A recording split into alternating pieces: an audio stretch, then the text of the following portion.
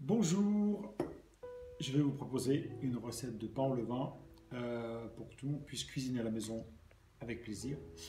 Et surtout, il y avait des demandes à ce niveau-là.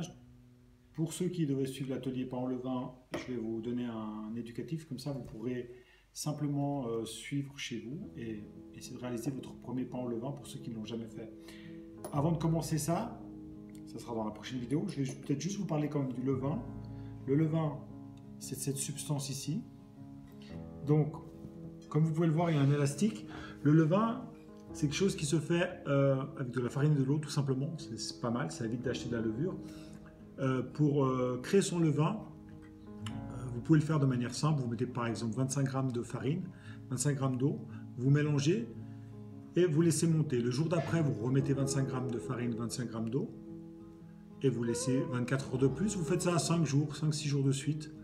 Peut-être le dernier jour, vous pouvez mettre 40-50 g de farine avec 40-50 g d'eau pour booster un petit peu le truc. Ça va prendre 5-6 jours comme ça pour avoir 300-400 g de levure.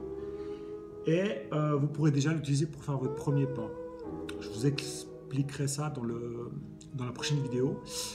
Pain au levain.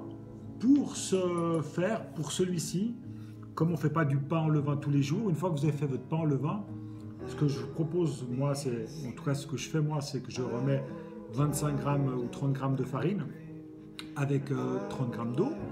Je laisse monter un tout petit peu la levure, comme on peut voir ici, et je la mets au frigo 5 ou 6 jours avant que je refasse mon pain. Généralement, je fais ça une fois par semaine, un peu plus maintenant, puisqu'on est tous à l'intérieur et on mange plus de pain et on est plus à manger aussi.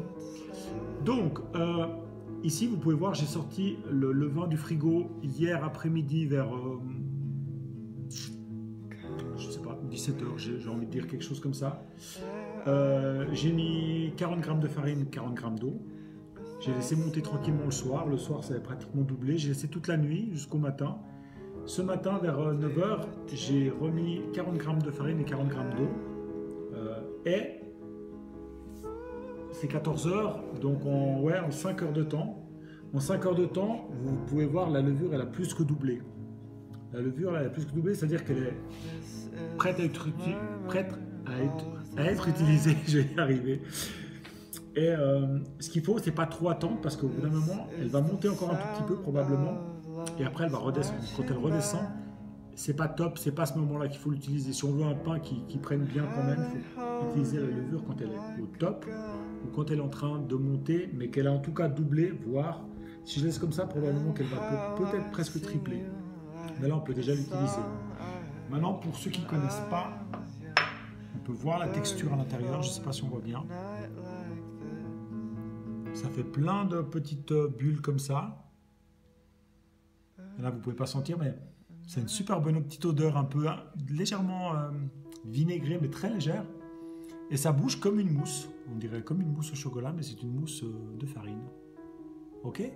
On va utiliser ça pour faire notre premier pain dans la vidéo qui vient juste après. Merci, à tout de suite.